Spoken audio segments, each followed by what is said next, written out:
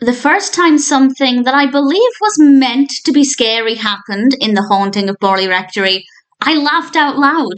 That's how scary this film is. This was released in 2019, is directed by Stephen M. Smith, and it's written by Christopher Jolley and Stephen M. Smith, and it stars Zach Clifford as Robert. And it is pretty terrible. There are a few positives, and I will mention what those are in a moment, but I won't give any spoilers away just in case you decide to watch it, but I most certainly don't recommend it. This is actually based on a true building that I'd never heard of, so credit to the film for giving me an education. Borley Rectory was a house that was in Borley, in Essex, and according to Wikipedia, the psychic researcher Harry Price declared that it was the most haunted house in England. Brilliant. You're doing a horror film about the most haunted house in England, according to this one psychic researcher. That means this film must be terrifying, because if it's the most haunted house ever, think of how scary this film is going to be. Unfortunately, that didn't work out. As I said, I laughed out loud the first time something that I think was meant to be scary happened, and it basically just went downhill from there.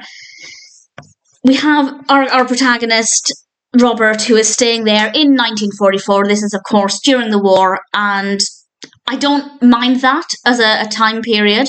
It works well. The building, it's worth pointing out, was actually demolished in 1944. It was badly damaged by a fire in 1939, demolished in 44. I really thoroughly enjoyed reading about the building. I definitely thoroughly recommend checking out the history of the building. It's very fascinating, and it feels like that was, I don't know this for a fact, of course, but it feels like they sat down and went, okay, we have this allegedly most haunted house in England.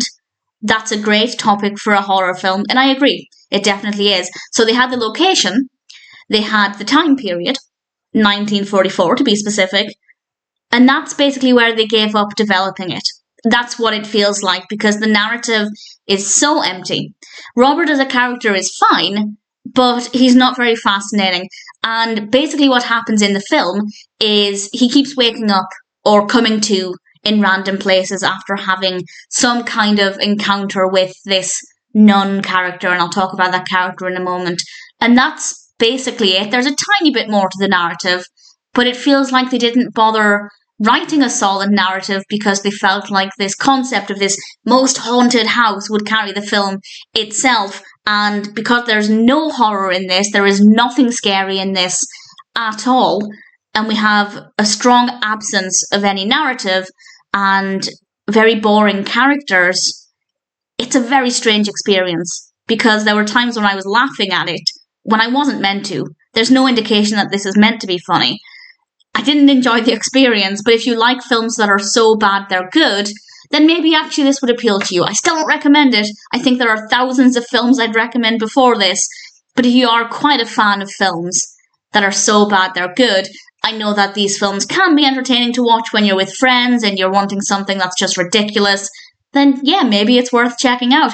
The bit that I laughed out loud at, I managed to contain myself after this point, but it's quite near the beginning, and the nun, who is our antagonist, if you like, in this film, kind of rises slowly from the grass.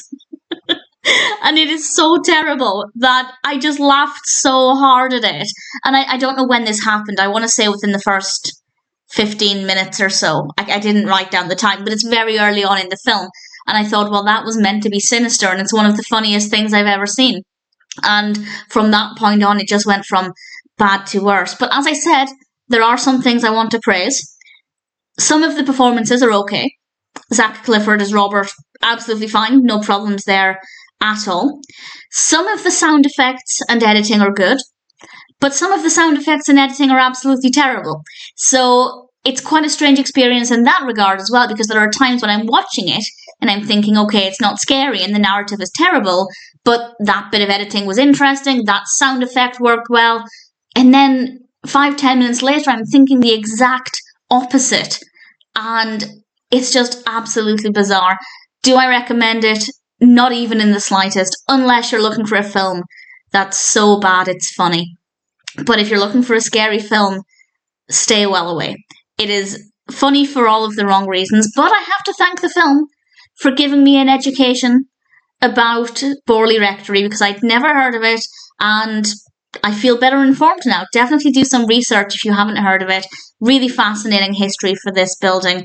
This film does nothing to bring the story to life. I don't know how accurate this is, by which I mean I don't know if any of the characters are accurate or anything like that. I haven't done enough research to be able to confirm any of that. But I did just find out something interesting. 2 years after this, there was a film released called The Ghosts of Borley Rectory, directed by the same director. And this also is very poorly received on IMDb. The Haunting of Borley Rectory has 2.7 out of 10 across 613 reviews and ratings. The Ghosts of Borley Rectory has 3.5 out of 10 across 796 reviews and ratings. I'm more familiar with the cast of that second one.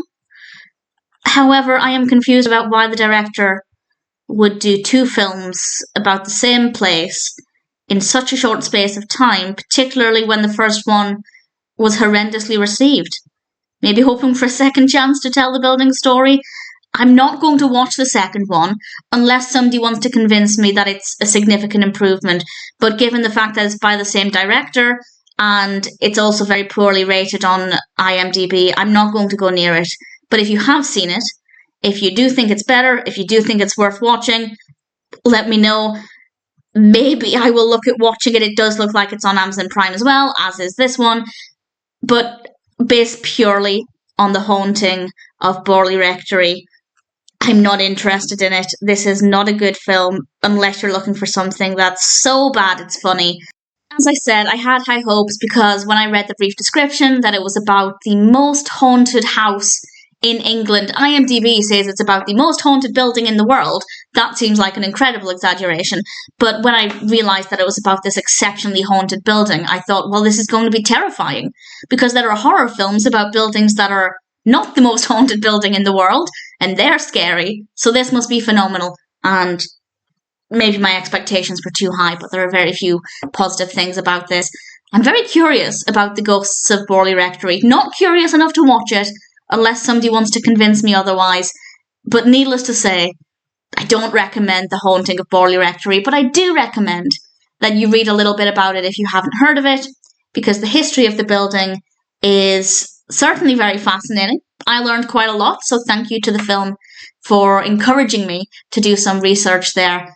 The history of the building is interesting, but unfortunately, as a film, The Haunting of Borley Rectory definitely is not interesting.